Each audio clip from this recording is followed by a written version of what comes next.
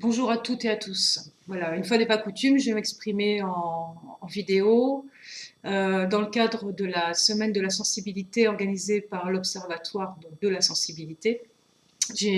Voilà, je vous annonce qu'il y a une conférence que j'animerai le lundi 9 janvier à 20 heures. Voilà, donc je me suis dit que pour m'entraîner un petit peu à parler donc derrière la caméra en virtuel, j'allais vous faire voilà, une petite présentation, mais enfin surtout une introduction. Parce que moi je préfère voilà, les échanges directs, répondre aux questions. Donc dans ce cadre-là, le lundi 9 à 20 heures, je commencerai par une introduction à vous présenter, je dirais, mon positionnement en tant qu'art-thérapeute et thérapeute analytique, dans ce qui relie l'art-thérapie analytique, puisque c'est mon positionnement professionnel, avec l'hypersensibilité ou la sensibilité élevée. Voilà. En guise d'introduction, moi je dirais que juste intro d'introduction préalable. Hier, j'ai eu la joie de recevoir donc un merveilleux bouquet des consultantes qui vient, voilà, me voir, enfin me voir, consulter. Voilà, donc c'est en plus voilà, de certaines choses qui arrivent comme ça, qui sont imprévues.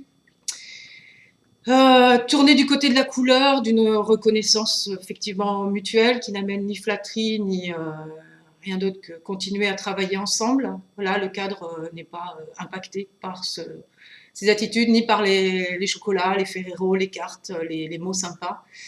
C'est important pour être entendu. Ça montre aussi là où on en est dans sa thérapie quand on est dans un don, dans quelque chose qui témoigne d'un relationnel qui fonctionne et qui amène à approfondir sa vie de tous les jours et la connaissance de soi. Voilà. Donc, en tant que praticienne, c'est merveilleux de recevoir un bouquet. Hop, il est là. C'est pas très bien latéralisé. Voilà, merveilleuse attention. Dans le même temps, quelques heures après, j'apprenais une terrible nouvelle, une effroyable nouvelle. Voilà, de la disparition de quelqu'un voilà, qui, dans le cadre du travail. Et là, on touche effectivement, en très très peu de temps, quelque chose euh, à l'irreprésentable, à l'innommable, à quelque chose de très très très fort. Voilà. Donc, euh,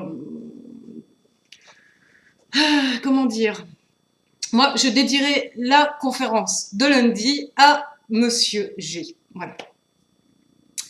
Pourquoi? Émotion. Pourquoi? Parce que, et je la garde, l'émotion, oui. Parce que là, on est dans le cadre d'effectivement de quelque chose qui relève donc de l'hypersensibilité. Et c'est ce dont je vais parler lundi. Je vais vous parler du dedans, du dehors et de l'environnement. Donc en référence, toujours, je veux dire théoriquement en tout cas, enfin dans un positionnement professionnel par rapport à Winnicott. Ok, voilà. Donc ça veut dire qu'effectivement, selon par qui on a été environné, j'invente des mots, c'est pas grave, bon, tout le monde comprend, dans sa prime enfance, euh, qu'est-ce qui a pu se développer, quelle estime de soi il a pu y avoir, comment même tout le monde est important là-dedans, il n'y a pas que les parents, il y a aussi tout l'environnement, que ce soit des voisins. Beaucoup de gens ont été sauvés aussi par leurs voisins, par juste une place à table. Euh, une personne travaillant à l'extérieur qui ouvre une porte au bon moment pour laisser s'échapper une autre personne de sa prison. Voilà, moi j'ai beaucoup de témoignages qui vont dans ce sens-là. Ça rentre dans le cadre de l'hypersensibilité parce que toutes ces personnes sont impactées par une forte, je dirais, lucidité sur ce qui les entoure. C'est ce qui les sauve. Et à certains moments, très rarement, voilà, c'est la première fois aussi que je suis confrontée, ça ne sauve pas, mais peut-être que ça peut libérer sur certaines choses. Voilà. L'environnement, quand il est trop féroce, c'est quand une personne n'arrive plus à s'en sortir. Effectivement, voilà, ça nous concerne tous, nous tous. Voilà, il n'y a pas de raison de culpabiliser des parents, des profs. Il n'y a pas de raison de se culpabiliser du tout. Il y a la question maintenant de voir ce qu'on voit, quand on est à l'extérieur, quand on voit quelqu'un trop effacé ou trop actif, hein, j'allais dire, ou trop tonitruant, quelque chose qui est, mais dans l'excès et quotidiennement, ça a nous interpeller l'hypersensibilité. Donc dans ce cadre-là, je remercie Saverio Tomasella, Alban Bourdi et toutes les personnes qui interviennent aussi pour faire connaître toutes les autrices. Hein, qui interviennent, notamment les autrices, pour, voilà, mais qui interviennent pour faire connaître l'hypersensibilité, la sensibilité élevée. C'est 30% de la population qui ont le droit de vivre bien et d'être acceptés. Voilà. Donc, thérapeute ou pas thérapeute, on vous croit, quoi. Voilà, on vous croit. Ça évite de se plonger dans une solitude extrême, qui est d'une souffrance inavouable. Voilà. La solitude tue. La solitude en soi, la solitude intérieure, oui, tue. Tue à petit feu ou tue radicalement. Voilà, donc c'est sur ça. En tout cas, l'art-thérapie là-dedans, quoi, bah, c'est ma pratique, effectivement, c'est un tiers. Je ne fais pas que de la thérapie, de l'art-thérapie, je fais de la thérapie analytique, basée aussi sur le tiers qui est celui de la parole, qui est celui des mots. Les mots, c'est un univers, c'est une histoire qui se déroule derrière les mots. Les mots, c'est la cerise sur le gâteau. Je ne parlerai donc pas de l'art-thérapie en général, mais je ne parlerai que de ma pratique.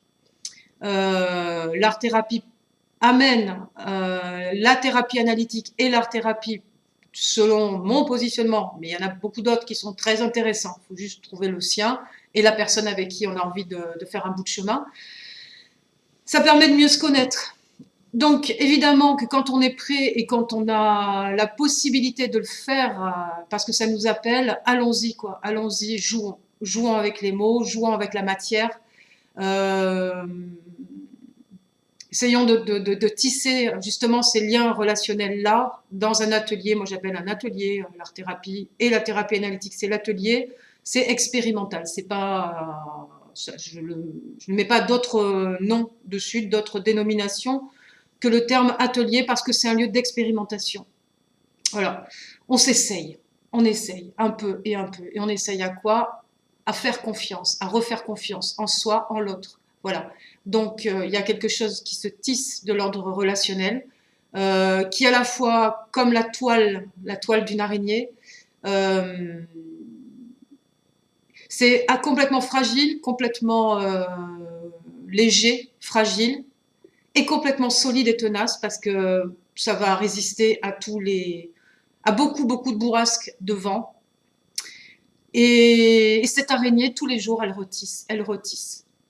Ben, elle retisse pour attraper effectivement des proies pour qu'elle mange. Hein. De toute façon, on est toujours en train de tisser quelque chose pour pouvoir subvenir à nos besoins. Encore faut-il les connaître et pas se tromper de besoins. Voilà. Et on a tous été concernés un jour ou l'autre par ça. Les personnes hypersensibles, c'est-à-dire qui ont ces sensations intérieures, sensations corporelles donc intérieures, qui n'ont pas encore trouvé à se dire sous la forme de mots, sous la forme d'une formulation adéquate entre le dedans et le dehors, l'art-thérapie, mais aussi beaucoup d'autres pratiques, il n'y a pas de problème avec ça, il n'y a rien de miraculeux, hein, voilà, c'est ce qui permet à un moment donné de pouvoir tisser du sens entre ce qu'on sent à l'intérieur et ce qui se passe à l'extérieur. Voilà. Donc pour moi, je propose autant une analyse de qu'est-ce qui vous environne, qu'est-ce qui est à l'extérieur, d'un point de vue du premier cercle autour de soi jusqu'à le fait social. Voilà, qu'est-ce qui se passe dans la loi, qu'est-ce qui se passe au niveau politique, sans politique politicienne, mais par quoi on est entouré, qu'est-ce qui tisse notre maillage de signifiants autour de nous. Et à la fois, quel est mon monde intérieur? Il a le droit d'exister, il a le droit d'être chaotique, il a le droit d'être brut de décoffrage, en tout cas au départ, il a le droit à la colère, il a le droit à toutes les émotions possibles, y compris le mélange d'émotions. Parce que si voilà, on arrive à avoir des émotions les unes après les autres bien alignées, soit qu'on est un robot ou on aura bien appris sa leçon, quoi. Bon, là, on va essayer un petit peu de désapprendre certains conditionnements, juste pour aller mieux. Guérir, je sais pas. On se guérit pas de la vie, on se guérit pas de ce qu'on est, on essaye de faire avec, d'être un tout petit peu plus heureux, un tout petit peu plus en place vis-à-vis de ce qu'on sent, pouvoir dire les choses, pouvoir les exprimer au maximum avec vérité, c'est-à-dire sans forcément avoir, il n'y a plus de ressentiment, c'est pas contre quelque chose, c'est pour soi. Ça fait besoin de dire, il a besoin de dire des choses. Et pour les dire, il faut pouvoir les ressentir. Donc l'art-thérapie, dans le sens où ça illustre un monde intérieur, où après un certain degré de mise en confiance, on peut laisser libre cours. C'est-à-dire qu'on a dépassé les je sais pas dessiner, je sais pas, non, ça c'est... on essaye. Voilà, après on voit ce qui se passe. Et à partir de là, que ce soit par les mots, la couleur, les traces, le geste, le mouvement, voilà, c'est corporel de ce point de vue-là. C'est pas intellectuel, même si on peut tout intellectualiser, aucun problème avec ça, et les hypersensibles, voilà, savent assez bien faire ce genre de choses.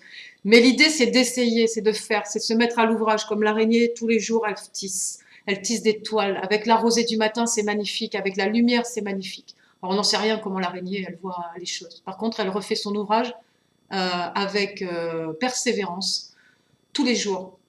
Donc, dans le cadre d'une thérapie, il y a quelque chose qui débute parce que ça va pas. Effectivement, c'est plus dur. C'est de pousser la porte d'un praticien, d'une praticienne, c'est de dire là, j'en peux plus, je sais plus où j'en suis, je suis dans le chaos total. Pour que ça devienne au fur et à mesure, dans un cadre de thérapie à moyen terme et à long terme, quelque chose, un rendez-vous avec soi-même. Voilà. Parce qu'en côtoyant la thérapeute, on se côtoie soi. On se rencontre soi. On se rencontre soi par le biais d'un autre, la tierce personne. Voilà. C'est très très important ça. En toute liberté, en vue de devenir autonome. Et c'est pas parce qu'on va voir quelqu'un qu'on consulte qu'on n'est pas autonome, bien sûr. Voilà. Au départ, on ne l'est pas. Après, on le devient. Après, est-ce qu'on sera un jour complètement équilibré? J'en sais rien. Moi, j'ai coutume de dire que l'encéphalogramme plat, c'est un peu la fin des haricots. Par contre, une oscillation entre des hauts et des bas qui soient acceptables, c'est la vie. C'est la vie, d'accord? Ça, c'est la vague de la vie. Il y a beaucoup de symboles qui tournent qui touchent à cette représentation-là. Up and down, non. Non, ça, c'est beaucoup d'énergie dépensée et des mises en danger potentielles. Voilà. Mais par contre, une oscillation, osciller, c'est agréable, c'est chouette. Onduler, osciller, voilà. Et pouvoir ne pas s'effondrer à chaque problème. Voilà, ça c'est très très important. Donc c'est dans ce cadre-là, je n'ai aucune conclusion là pour l'instant, puisque je ne l'ai pas faite. Voilà. Donc nous parlerons de l'exclusion, du sentiment de solitude, de la sensation d'être seul, de l'art-thérapie en tant que moyen d'illustration, de compréhension de son monde intérieur, qui n'amène pas de code préétabli, qui amène effectivement des mains, le corps, l'intériorité à s'exprimer par rapport à des personnes qui se sentent très sensibles, qui sentent en elles-mêmes que c'est étreignant, que c'est quelque chose qui ressentent très fortement beaucoup de choses, que ce soit au niveau des sensations, comme des choses environnantes, la lumière, le bruit, les façons de faire, enfin voilà. Et donc à un moment donné, on va essayer de trouver l'équilibre entre tout ça.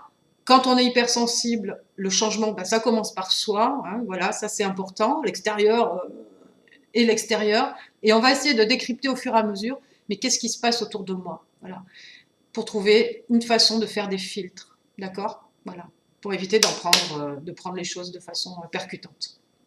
Et surtout, si vous avez des questions, n'hésitez pas, j'essaierai de ne pas faire trop long au début. Voilà. Et n'hésitez pas à poser des questions. C'est super les questions, elles sont très importantes, c'est vivant, même si voilà, vous ne vous entendrez pas parler. En tout cas pour moi, c'est très très bien. Sinon, je peux partir dans beaucoup de directions, c'est pas un souci, mais j'ai besoin voilà, d'avoir une interaction avec les personnes qui seront intéressées par ce sujet.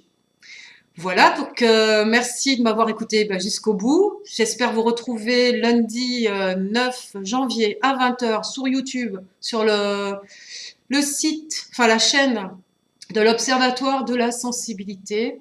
Et encore, merci à eux de faire connaître, euh, quitte à ce que ça devienne une mode, c'est pas un problème, ce qui se passe au niveau des personnes quand elles sont touchées par cette exacerbation, mais qui est un merveilleux trésor. Ok, voilà. Et c'est plein de vie et plein de joie. L'important, c'est de pouvoir voilà, savoir un peu conduire son véhicule. Donc, je vous remercie, je vous laisse et je vous dis à bientôt. Au revoir.